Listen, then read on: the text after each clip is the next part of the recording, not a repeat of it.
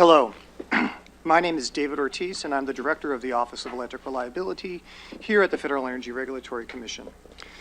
We are happy to welcome you to FERC's annual conference on electric reliability. The purpose of this conference is to discuss policy issues related to the reliability of the bulk power system. Let me begin by acknowledging that Saturday, November 11th is Veterans Day, which we will observe tomorrow. I wish to thank veterans who are members of the FERC family, including Commissioners Christie and Danley, and those who are participating in the conference, and all veterans for their service and sacrifice to the nation. Before turning it over to Chairman Phillips and the commissioners, I will outline some logistics for the conference. This is a full-day conference and is scheduled to end around 5 p.m. today. We will have 5 panels. The first morning session will discuss bulk power reliability with a focus on the changing resource mix. The second morning session will discuss cybersecurity and the evolving grid. The afternoon sessions will discuss reliability implications of EPA's proposed rule on greenhouse gas standards and guidelines for fossil fuel-fired power plants. The first afternoon session will be a discussion among the commissioners and the Principal Deputy Assistant Administrator of the Office of Air and Radiation at the EPA, Joseph Goffman.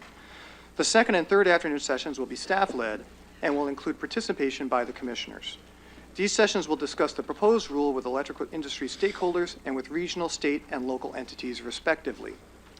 We will have a 10-minute breaks between sessions and a 45-minute break for lunch at 12:30 p.m.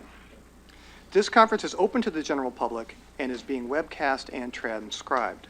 Only the commissioners, panelists, and a small group of commission staff will have the ability to speak today.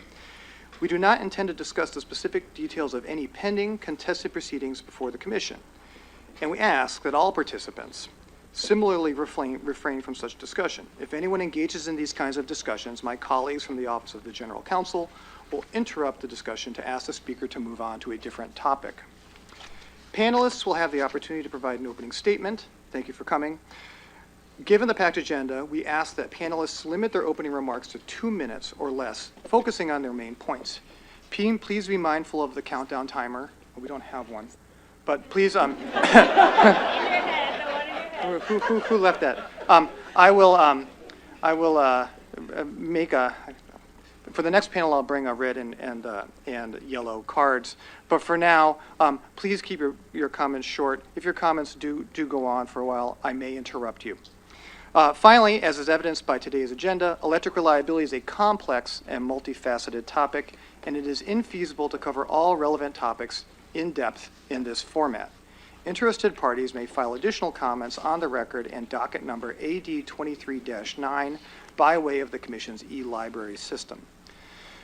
With those initial matters out of the way, I will now turn it over to Chairman Phillips and the other commissioners for their opening remarks. Thank you, David, and good morning, everyone. Welcome to the 2023 Reliability Technical Conference at our nation's capital. I want to thank the many panelists appearing here today for their time and contributions to discuss the reliability of the bulk power system and its future. When it comes to reliability, my focus as chairman has been on 3 key issues: preparing for cyber and physical security threats, extreme weather, and the changing resource mix. Our first panel this morning will address resource mix changes and resource adequacy. The mix of generation resources connecting to the bulk power system is rapidly changing, including the addition of an unprecedented proportion of non-synchronous resources projected to connect over the next decade. Order number 901, which was promulgated last month, directs NERC to address reliability gaps related to inverter-based resources, or IBRs. And earlier this week, the Commission issued the final report on Winter Storm Elliott, the 2022 holiday storm that contributed to power outages for millions of electricity customers in the eastern half of the country. The 166-page report recommends completion of the cold weather reliability standard revisions stemming from the 2021 Winter Storm Uri and improvements to reliability for U.S. natural gas infrastructure. I hope to hear from our first panel how FERC can help improve the reliability of the bulk power system against threats of extreme weather events, including extreme cold, wildfires, and prolonged heat waves, and other relevant topics. Our second panel will discuss SIP reliability standards in the evolving grid. We continue to face unprecedented challenges to reliability of our nation's energy system. And the nature of security threats to our nation's energy grid requires constant monitoring and vigilance. The average cost of a data breach in 2023 was $4.45 million, and the global cost of cybercrime was estimated at $8 trillion in 2022, $11 trillion in 2023, and is projected to be more than $20 trillion in 2026. Quite simply, this is a national security issue. And these quickly evolving threats present a challenge when assessing whether security controls adequately respond to the latest cyber threats. I hope to learn from the second panel how the evolving grid affects cybersecurity, the SIP reliability standards and compliance, as well as best practices, the challenges of implementing appropriate oversight, and ways in which the industry can address these challenges to improve its response to evolving vulnerabilities and threats to reduce the risk to the bulk power system. I again want to thank all of the many expert stakeholders who have given their day today to talk about the reliability of our energy grid. I look forward to a frank and helpful discussion. I now turn to my colleagues for their opening remarks. Commissioner Danley. Thank you, Mr. Chairman. I have nothing in opening other than to thank everybody for coming. Commissioner Clements. Thank you. Good morning. Hope y'all are comfortable in those seats out there because it's going to be a long day. But a day I'm happy to spend with you all, especially all of the panelists who have made the time to come here today.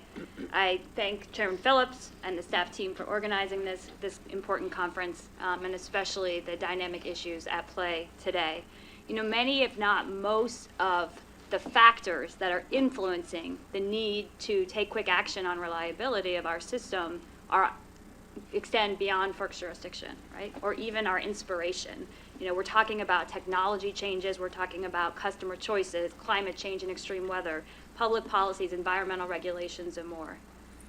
And to my mind, when it comes to what is FERC's responsibility, our job is not to push back against the ocean and pretend that these changes aren't taking place.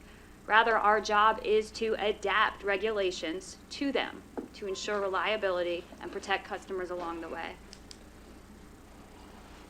Today is about hearing from you all on the changes underway so that we can better react to them in this way in an objective, data-driven, concrete way.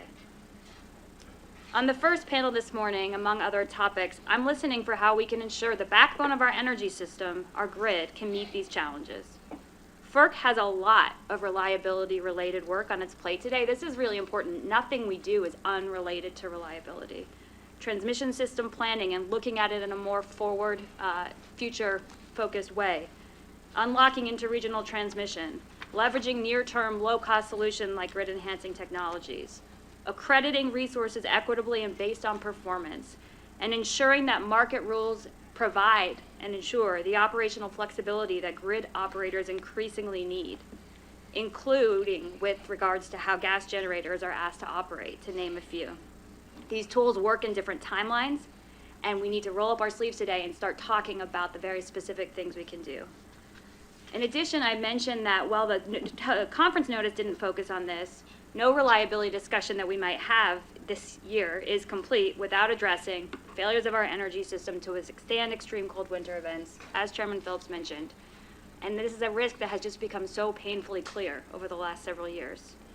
The joint FERC-NERC report, which has got a lot of positive feedback, so thanks again to staff at both agencies for that work already, positive feedback, provides a lot of great specific insight into what happened in the storm, along with recommendations.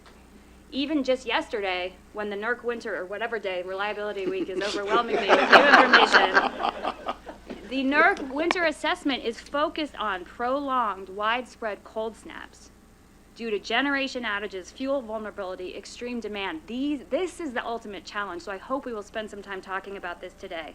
This is a chief, if not the chief concern, I think, that this commission faces right now, especially as relates to the thermal fuel and operations supply chain. And so thank you all. I had one more thing I wanted to mention, sorry. I want to highlight that the Office of Public Participation is outside to answer questions.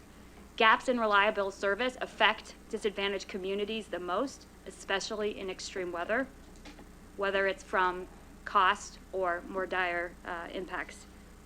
Our conversation today will be incomplete without the consideration of energy and environmental justice issues and equity, and we must take extra care to ensure we consider how our adaptation strategies will impact consumer needs and costs.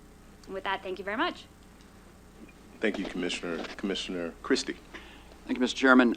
Tomorrow is the 248th birthday of the U.S. Marine Corps, so happy birthday, U.S. Marine Corps, to all my fellow Marines, past and present, Semper Fi. Mr. Ortiz said that reliability is a very complicated issue, and it is. We can get into so much nuance, so much detail. We can go down so many rabbit holes about this issue that you can really get lost for a week. And I'm sure we'll hear a lot of details today, and it's important and timely that we do that.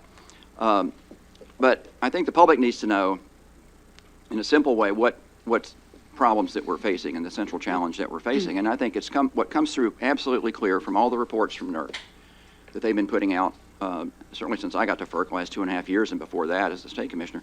What comes through from all the reports from FERC and what comes through from the reports and the warnings from the RTOs and also in the non-RTO areas is actually fairly simple and fairly understandable. And that is, if you think about two lines on a chart, and one line is demand for power, known as load in the lingo, okay? And don't go into a grocery store and tell them you're worried about load, but we talk about that. We talk that way. But demand for power, and that line's going up. And it may go up astronomically if electrify everything takes place. You know, you electrify the transportation sector, you electrify the home heating sector. If you electrify everything, okay, that load curve is going to just really skyrocket. So that line's going up. The other line is the supply of power that's needed to serve load.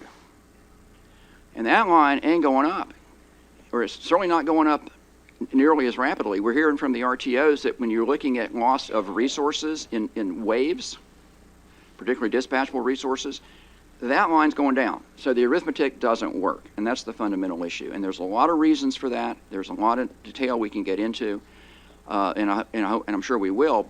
But fundamentally, that's what we're facing in America, is we're facing a load curve, a demand curve, which is going up and maybe astronomically, and we're not building the supply or retaining the existing supply of all different types that will be there when needed, when called upon during peak times.